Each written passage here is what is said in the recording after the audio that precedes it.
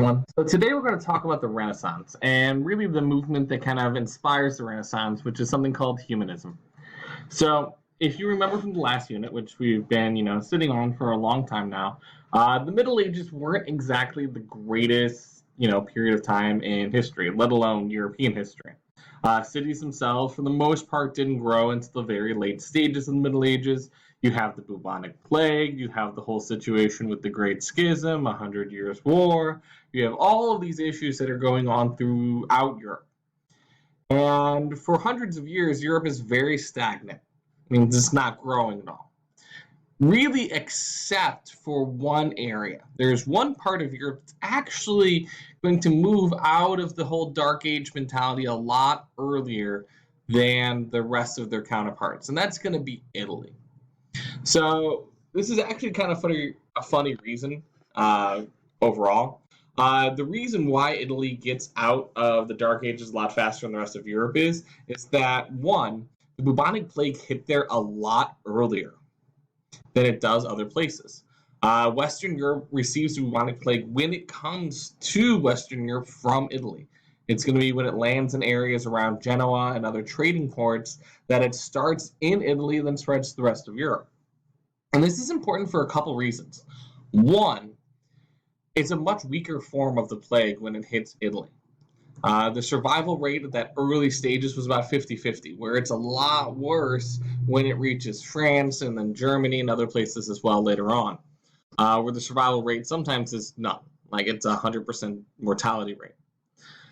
The other reason this is really significant is tied to money. So the reason why the plague made it to Italy in the first place was because of trade. They were trading with the Ottoman world and the Middle East. Well, even after the plague ends, they're going to continue to go ahead and trade with the Middle Eastern world. And this is going to be really important because it brings in a ton of money to the Italian city-states. So this is going to help them kind of jumpstart past everything that's happening.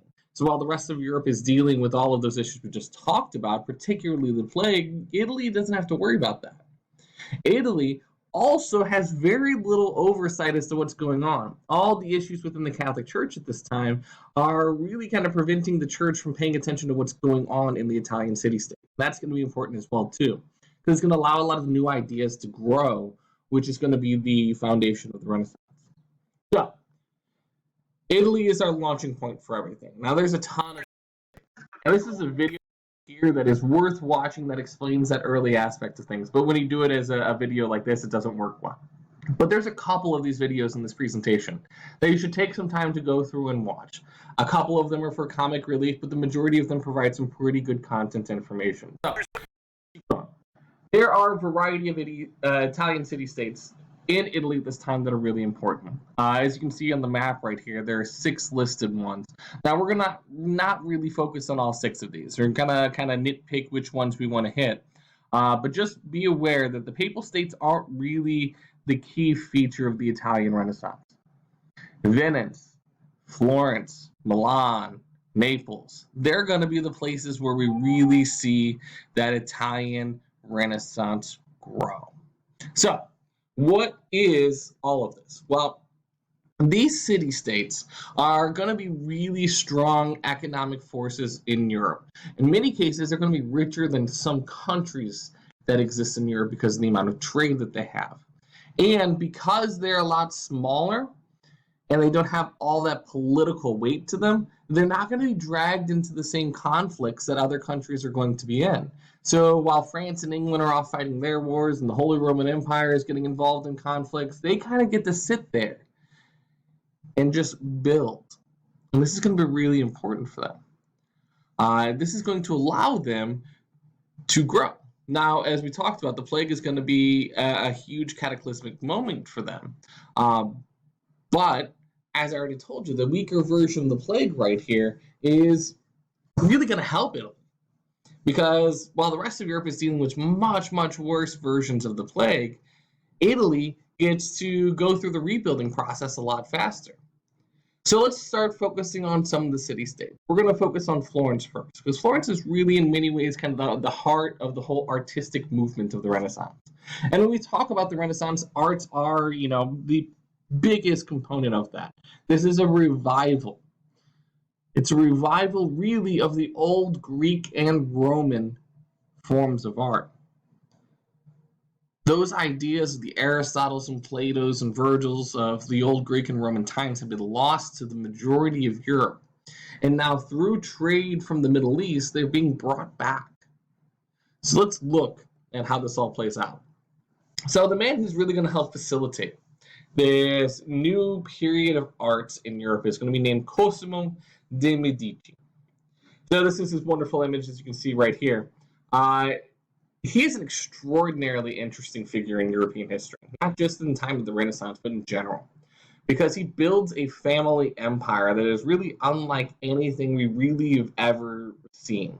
Now, we've had dynasties before in countries, but Cosimo de' Medici builds this massive international network that's tied around money and banking.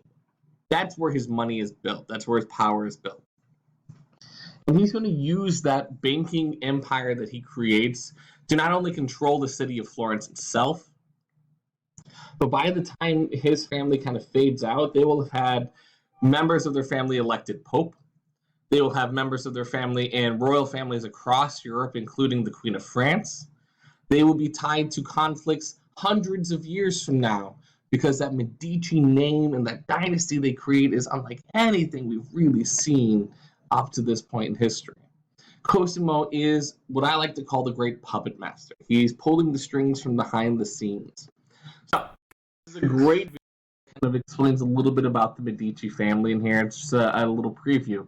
But Cosimo is one of those guys who really does not have qualms with doing the stuff that might be a little bit unseemly to get power. He needs to eliminate a rival just to kind of get them out of the way. He'll get it taken care of. But the key thing for him, and then we're going to move on to some other people here, is that Cosimo never goes out of his way to do things himself. It is really important that he is the guy who's pulling the strings in the background. Because when we start talking about a guy named Machiavelli, he's going to bring out the reality that those who are in the limelight, who are in leadership, have to appear to be of good character. Well, if Cosimo's never the guy who's directly in charge of everything, he doesn't have to have that good character at all. He can kind of do whatever he wants. So he's really good at manipulating the system and playing the game in order to get the outcome that he wants. So, why is he all this? Well, Florence itself is a really kind of unique city during this time period. It's going to create a republican government, which is a form of a democracy that hopefully you guys remember from back in the time of the ancient Greeks. But it's a little unique in that the people who are in charge are going to be business owners. They're not going to be individuals who are, aristocrats who have land and stuff like that. They're going to be the wealthiest people in Florence. And one of the things that sets Cosimo apart from these other very wealthy businessmen in Florence is that he spends a ton of time and money serving as what he calls a patron of the arts. So he's constantly dedicating money and time in order to encourage the great artists of the period of time to create their masterpiece. He's also called one of the fathers of humanism, and now this is going to be a huge concept of the Renaissance. Particularly when you get to next year's class, and if you take AP Euro, humanism is a huge, huge, huge concept that kind of drives the intellectual thought for the next few hundred years. So let's take a moment and explain what humanism is. Humanism itself is the kind of understanding of the old Greek and Roman texts, their knowledge, the information, and they're doing it in order to just better understand the world. Essentially, is the idea that you want to learn because it makes you a better person to learn more things. Learning for the sake of learning, not because of a job that you have to do or it's a requirement of a position that you have, but because you want to better yourself as a person by increasing the amount of knowledge that you have. Really, this hadn't been a thing up to this point in time. So the Renaissance is really bringing this out. And the key piece to this is going to be something called the vernacular. The vernacular is a phrase for the idea of the common language, the language of the people. Now, if you remember when we talked about the Middle Ages, Latin used to be kind of the universal language that everyone used. But when the Middle Ages broke everyone up, you started seeing a bunch of new languages like Spanish and French and German and English. All of those are considered vernacular languages. They are the languages of the people of that region. And a great humanist during this time period named Petrarch is going to try to translate and encourage the translation of these old Greek and Roman ideas into these vernacular languages so that people can study them and they can learn them without having to learn Latin or Greek first to get there. Now, the holy grail of text that people want in this vernacular language is the Bible itself. But that's going to be a process that's going to take a lot more time to get there. There will also be some people who create some Bibles in the vernacular language, but the church itself is not a fan of this idea early on. So, humanism is huge. Now, there are some really, really important humanist figures here, and a couple of them you may have heard of before. So, let's look at these examples. First up, we have a guy named Dante Alighieri. Dante writes a giant book called the Divine Comedy. If you want to read something that's a nice 1,100 pages long, then in realistically extremely sad and depressing, you should definitely read the Divine Comedy. It is about an individual, Dante, who loses the love of his life and then tries to search through the different levels of the afterlife to find her. And in doing so, he goes through 3 different areas of the afterlife. First, he goes through hell. And in Dante's Inferno, as you see listed on the image here, the 9 circles of hell. And if you look at those different circles, they should be somewhat recognizable as the various different 7 deadly sins. Interestingly enough, the church hadn't really defined those yet. So it's really Dante's imagery that helps define what those 7 deadly sins are, and even our own understanding of what hell itself is.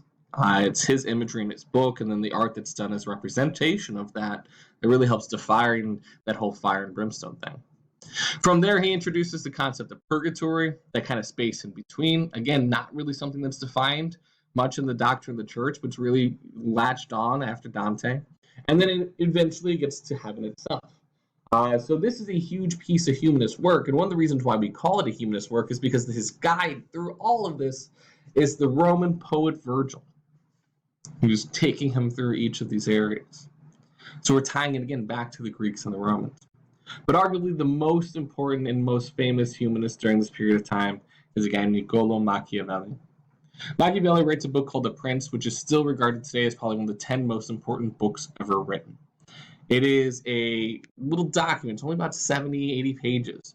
But in Machiavelli's mind, it defines what it means to be a good ruler. And why he writes it is actually really interesting. I'm not going to get into a ton of detail here because we're actually going to read a little portion of it. But he's doing it for the son of Cosimo de' Medici, Lorenzo de' Medici, because the two of them have a lot of beef, a lot of history together, and he's trying to do this as kind of a repentance for some things that he had said in the past that had gotten him exiled, but at the same time, he's also doing it to kind of set Lorenzo up to fail. It's a really interesting story. But The Prince itself is a hugely important concept, and I really want you guys to watch this video that I've kind of paused on right here to explain it. It goes fast. There's a lot here. And we're going to break down Niccolò Machiavelli quite a bit more in the next few days, but he's really, really important to this period of time and for the next few hundred years afterwards. So, just a little bit about Machiavelli. So, if you watched the video a second ago, you got a little bit of his understanding of things. He's the guy who comes up with the quote, "The ends justify the means." Now, this is a very controversial quote, and I think, to me, the easy way to describe it is to, use a pop culture reference here. A couple of years ago, the big movie was the Avengers movies, right? So you had Avengers Infinity War and Endgame, 2-part series. And the whole theme about that is that you have this character named Thanos who is trying to end half of all life in the universe. Now, the reason he is doing that is to end the suffering for all people, because he believes that there are not enough resources for all the creatures in existence in the universe. So by eliminating half of them, he eliminates the suffering for everyone. Now, this is a great conundrum of the ends justify the means. Do the ends, or the means of eliminating half the people, is that justified by the idea that he's ending all suffering in the universe? Now, that's a huge cosmic scale of things, but you can find a lot of different examples for this concept out there. He also states it's better to be feared than loved if you cannot be both.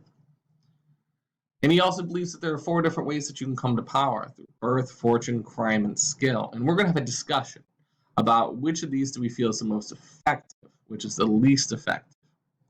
So this guy is hugely important because even today, political thinkers and political politicians still use his ideas today. So Machiavelli is a huge, huge contributor that leads us to this era of great accomplishment. So this is the area of time where we have our 4 Ninja Turtles. If you know anything about artists, we have Leonardo, who's Leonardo da Vinci, Raphael, Michelangelo, and Donatello.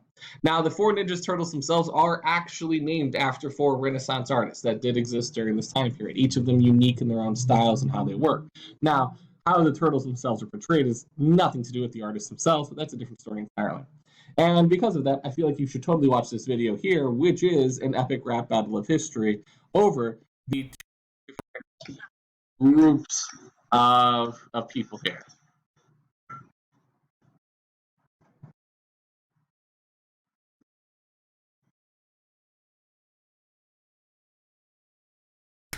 So, again, watch that. It's hysterical.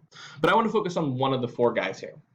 Because in my mind, he is, without question, my favorite artist in all of history. And if you could see behind my head right now, there are multiple pieces of Da Vinci's work, even in my own household. Like, he is the coolest mind in all of history. So again, information about Da Vinci. Just as a basic breakdown of what the guy talks about there. These are just a list of some of the inventions that Da Vinci comes up with in his thousands of pages of notes that he has. He invents the world's first submarine, which we have tested and functionally works. A tank. He invented a tank in the 1400s, 500 years before they were introduced in World War I. Functional flying machines that imitate what a helicopter does or a glider does. Again, hundreds of years before they are invented in the 20th century. Functional scuba gear that we have tested and works. Parachutes. He created a self-propelled cart, which, think about this for a second, a self-propelled cart is a car. A functional car in the 1400s. All of these things were inventions Da Vinci came up with hundreds of years before anyone else conceived them. If you look at the image right here, you can also see the detail of his drawings. Now, Da Vinci is a very interesting figure and very controversial in some minds because of this. Da Vinci was an extraordinarily attentive to detail. And if he was going to be a painter who wanted to paint humans, he needed to fully understand everything about human beings. So he actually used to go dig up corpses from a graveyard, recently buried bodies, and do autopsies on them in order to better understand the human body. And you can see as he's literally drawing out to an extraordinary detail the musculature of the arms, the shoulders, the bone structure of the fingers, the toes, all of that, so we can better understand that in order to perfect his art. Da Vinci, in my mind, is without question one of the most accomplished and incredible minds in all of human history. So we're going to spend a little bit more time playing around with him in the future as well too, but this was just supposed to be an introduction of the Renaissance during this time period. We're going to play around with this for quite a bit. We got a month and a half, and we're going to have some fun with this period. So if you have any questions, let me know. I'll answer them the best of my ability, and we're going to keep rolling with the Renaissance next class. Thanks.